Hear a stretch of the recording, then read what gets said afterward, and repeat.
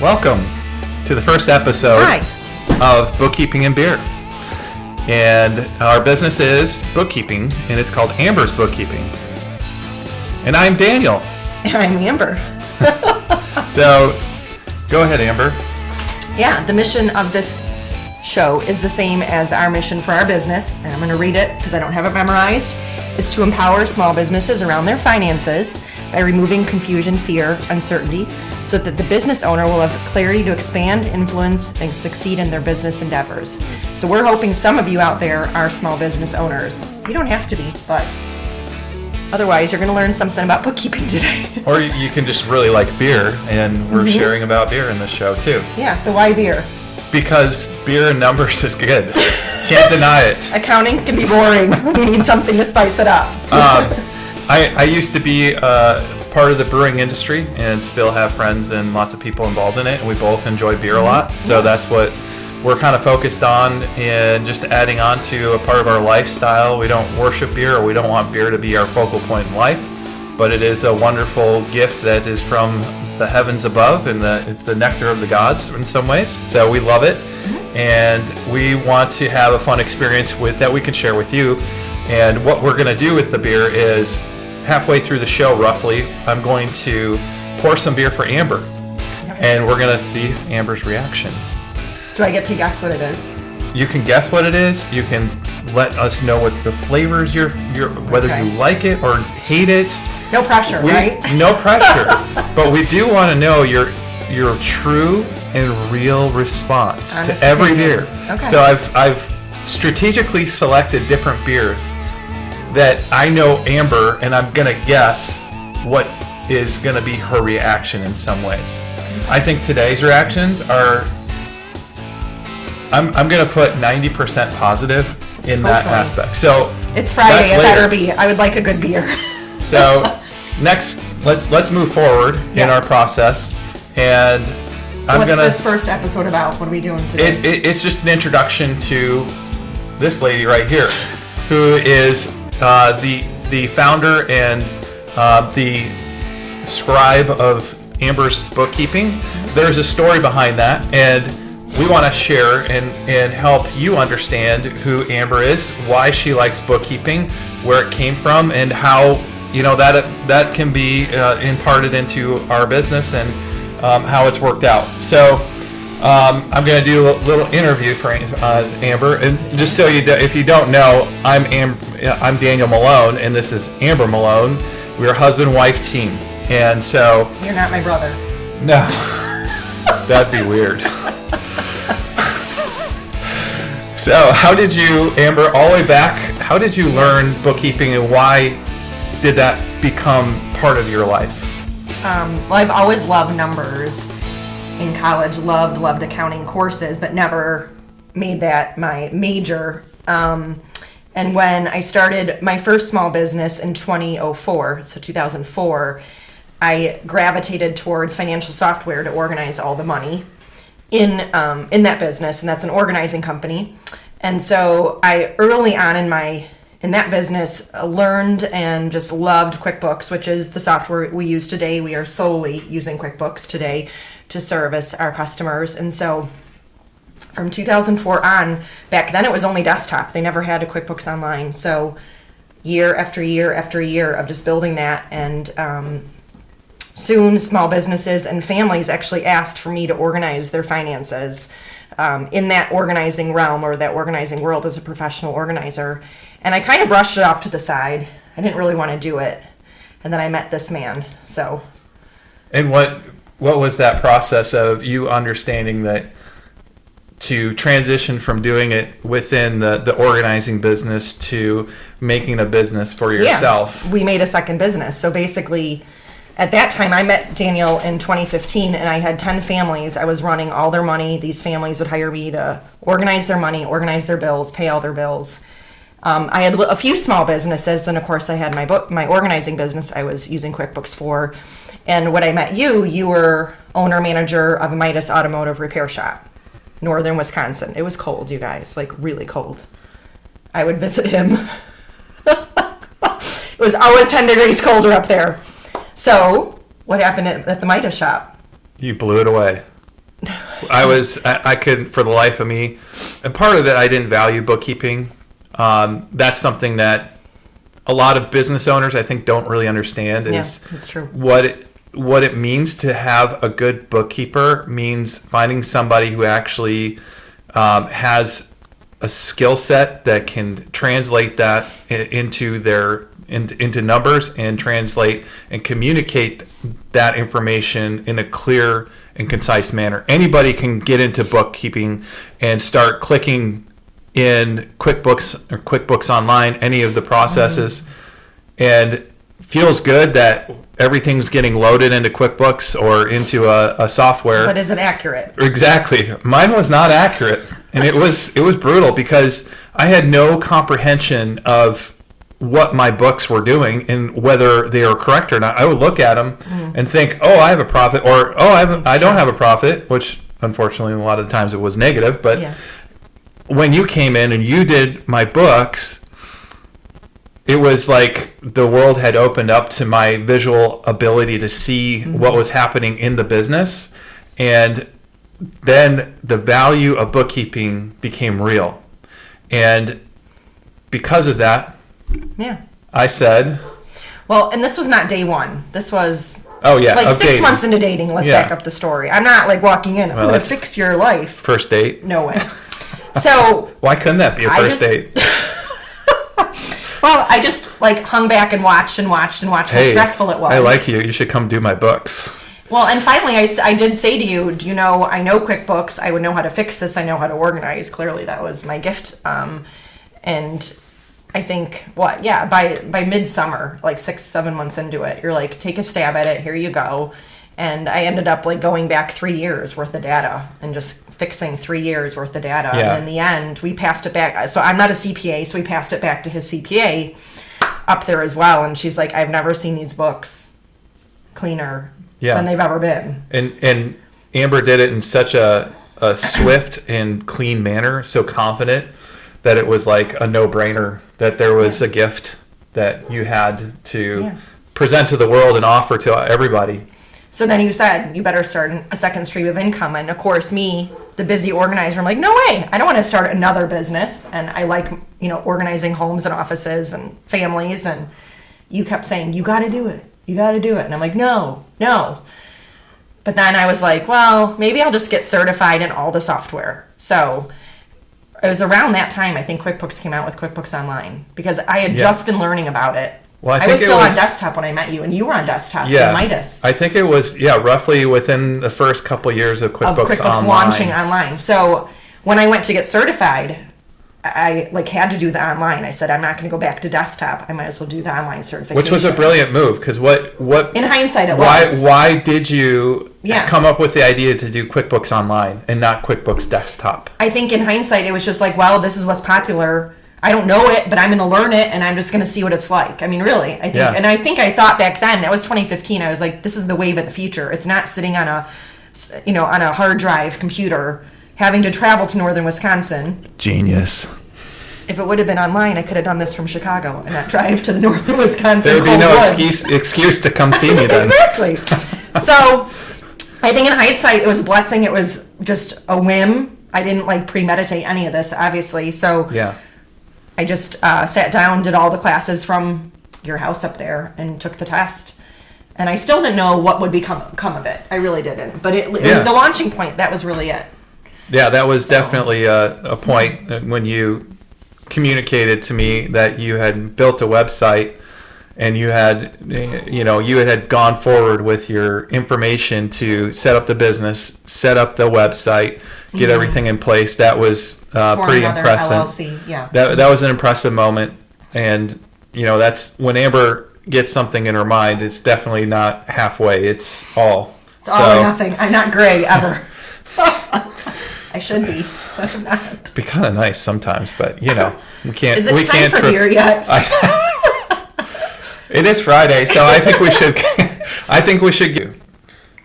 Oh, okay. This is not a porter, not a stout. We know that right off the bat because it's really, really light.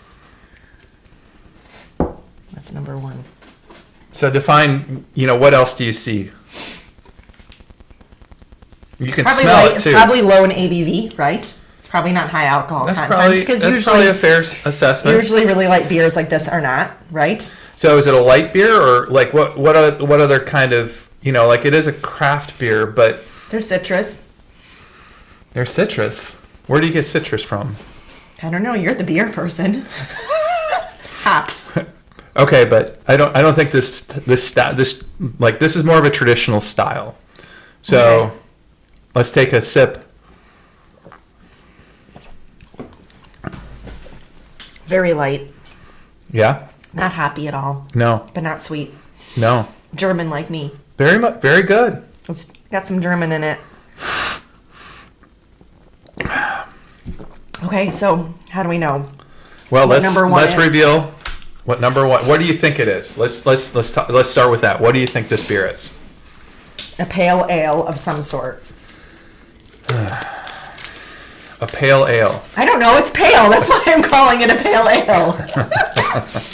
Well, Maybe it's not. this beer, lo and behold, is Dovetail Kolsch.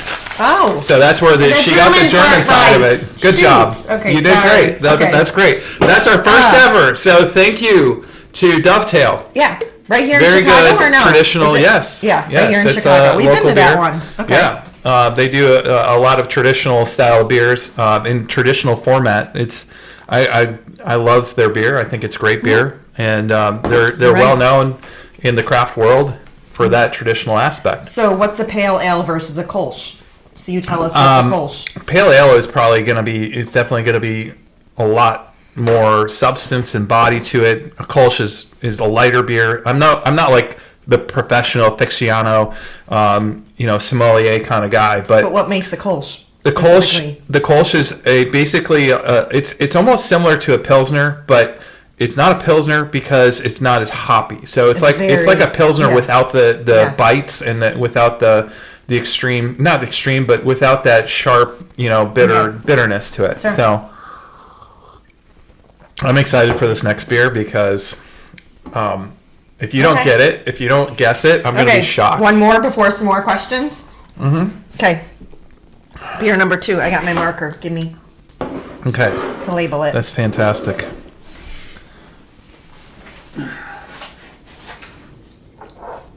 All right, folks. My favorite glasses are sampling glasses. I don't think we need to put the numbers on it when we're going to be I like opening to. it up right away. But you're organized. Oh, another light one. We're doing light today. We got to have a porter and stout show. Well, We'll get there. this is one step We'll at a get there. time. We have a lot of places to go with this show. So if we're going to do this every day, Not every day. There's no way. all right. Number 2. It's definitely darker. It's not a Kolsch. That's my guess. It's not a Kolsch. Whoa. Way more Smell. What is it? What do you get out of it? grapefruitish. Okay. Orangey, grapefruity. Oh, that's good. That's really good. There you go. There you go. Tell them how it is. I love grapefruit. Grapefruit is my favorite, all-time favorite fruit. So 'Cause it's a fruit. I'll give you a hint. What style of beer do you think this is? An IPA, Okay. for sure. Well, I mean, is it clear or hazy? Hazy. Okay, good. He's so, giving me good hints. So we haven't had this beer since we lived in Centennial, Centennial, Colorado, that is. That's- We lived there for 2 years. south side of Denver, and there's a beer there that's kind of notorious. One of the OGs in Colorado, as far Is as this Weltworks? It is. You guys, Weltworks was my favorite. We would drive on Friday nights because you could only buy 4 at a time from Yep. liquor stores. So we'd have to go to a liquor store, find Weltworks, buy 4, leave because they wouldn't let you buy 8.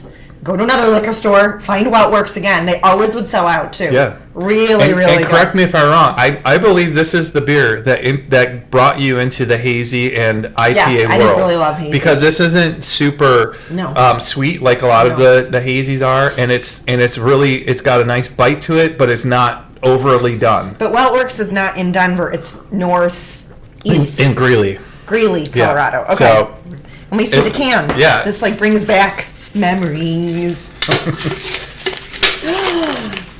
So I believe, guys. I don't know if they changed the label on this or not. I can't remember. Juicy Bits. No, that's Yeah, it. that's it. They probably changed the label. That was a few I don't years know. back. But Yeah, it might have been really simpler. good. Colorado, classy. Yeah. Thank you to Well Works in Yes. Greeley, Colorado. It's one of our favorites. Yes. So, like many.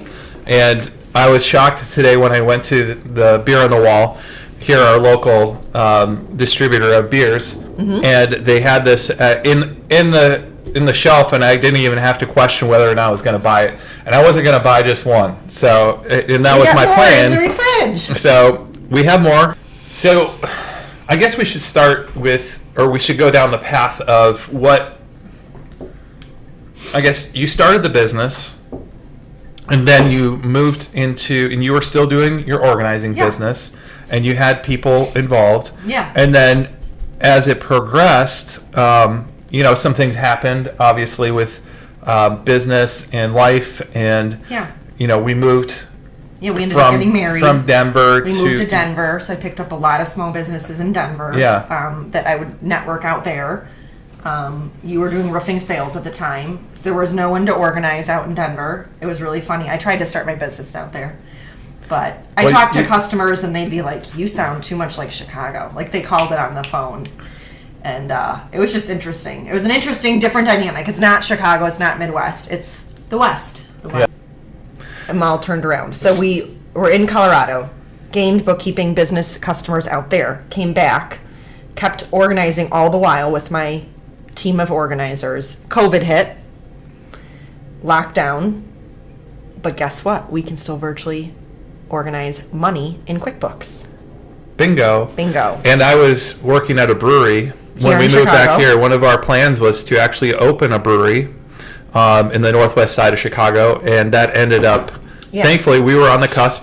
We have our plans for the building that we were going to do the brewery in. The plans are sitting right there in the corner. We had a business plan all set up, and it was beautiful. It was brilliant. Then COVID hit. Thank God we never got the loan. Yeah. We were about to apply for one. So we're just appreciative that there's people still plugging away and making good beer, and appreciative that we don't have to be in this environment, because it is not. No business is easy, and no business is turn it on and here you go and everything's going to go as perfectly as planned. I think with COVID and everything that happened, I think it made it more challenging, especially for new breweries that are opening up in the environment and not being able to sell your beer over the counter and your margins being so changed. So thankfully, that didn't work out. And then a year went by, and we got together Christmas 2019. This was after COVID, 2020. Yeah, Christmas 2020. And I was like, let's just join forces and build the bookkeeping company. I was working at it, but I was divided. My heart was divided between the organizing and the bookkeeping. And so when you joined forces, it really focused me to just really dial in, helping small businesses, again, going back to our mission, empowering you all to have no confusion, fear, and uncertainty of what's going on in your business financially. And so we really felt the call to do that and to help small businesses really back in Denver, now here in Chicago more, some in Wisconsin even, some Michigan companies. And so we just organically grew and decided to do that. My organizing company still exists. It's just a lot less. It's now 20% of my week instead of used to be 100% of my week. Is probably 20% of my week at this point. It depends. So it ebbs and flows. It ebbs and flows with Just projects, but it's definitely not our focal point going forward. Yeah. I will always love it. I will always probably organize something. If I don't, I go find a drawer in his room, in your dresser to organize. But this is true. It's true. That's why I can't find anything, because everything gets reorganized. That's not true. I can find most things. I just have to look a little bit. Yeah. So we joined forces.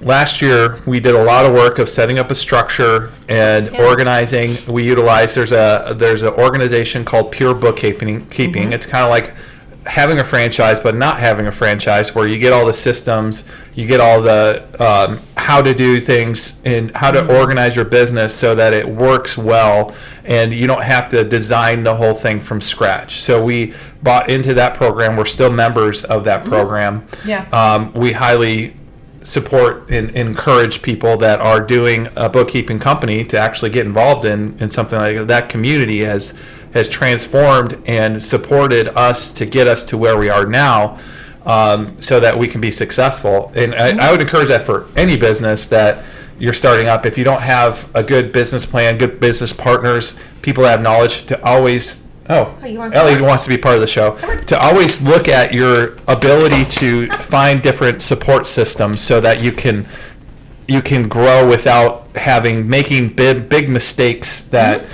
for instance, we definitely learned a lot this last year in about the value of bookkeeping and what value can bring that we bring to the table, what that value is, and that's a hard thing to understand. Well, and I would add, like, looking back over the year, and now we're into 2022, I think the biggest value that we've gained to help you all as business owners is really workflows. Like, there's no way to keep this all organized and know what to do for the company down the road. They need this, and this done. Now this company here needs this, and this done. And how do you keep all track of all that? Make sure you don't miss a beat. Make sure you stay timely, right?